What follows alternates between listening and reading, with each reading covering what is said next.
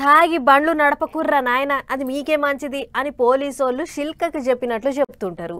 ఈయనకుంటే చెక్కింగ్లు పెట్టి ఫైన్లు, కేసులు, కౌన్సింగ్లు అని రోజుల కమానం తిప్పుతుంటారు.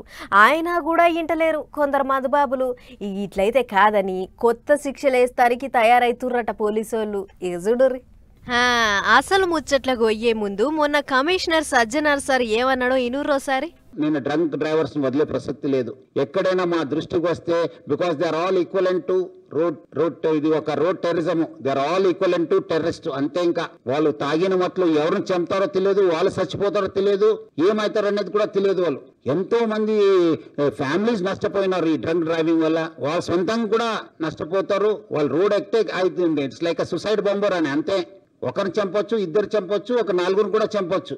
ఇంటిరా పట్నంలో ఈ కాడ్ నుంచి తాగి బండ్లు నడిపితే తాట తీస్తామంటుర్రు మన పోలీసోళ్ళు. అందులో హైదరాబాద్ కమిషనర్ పోస్టులకు సజ్జనార్ సార్ ఏమంట ఎక్కిండో అన్నిటికంటే మొదలు డ్రంక్ అండ్ డ్రైవ్ కేసుల మీద గట్టి నజరేసిండు. దీంతోని పట్నం అంతా షెక్కింగ్ల రువ్వడి జోరందుకుంది. ఇన్నొద్దులు తాగి పట్టుబడితే బండి సీజ్ చేసి తెల్లారి కౌన్సిలింగ్ ఇచ్చి పంపేది. కానీ ఇప్పుడట్లా కాదు, దొరికితే లోపలేసి ఓ మల్క శాపం రాకినట్లే రాకుతారట. అంతేకాదు బండ్ల మీద 5 కంటే ఎక్కువ చలాన్లుంటే లైసెన్స్ కూడా రద్దు చేస్తారట. తాగితే యాంకల ఏన్నో తన మలుచుకొని పండుకోవాలి.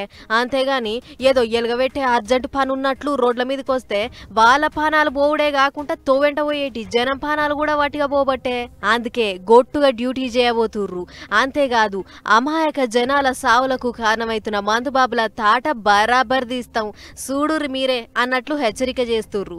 అన్నట్లు విఐపీలు ఎక్కువ తిరిగే బంజారా హిల్స్, జూబ్లీ హిల్స్ అసొంటి జాగల షెక్కింగ్లు చేస్తే ఒక్కటంటే ఒక్క డ్రంక్ అండ్ డ్రైవ్ కేసు కూడా రాలేదట.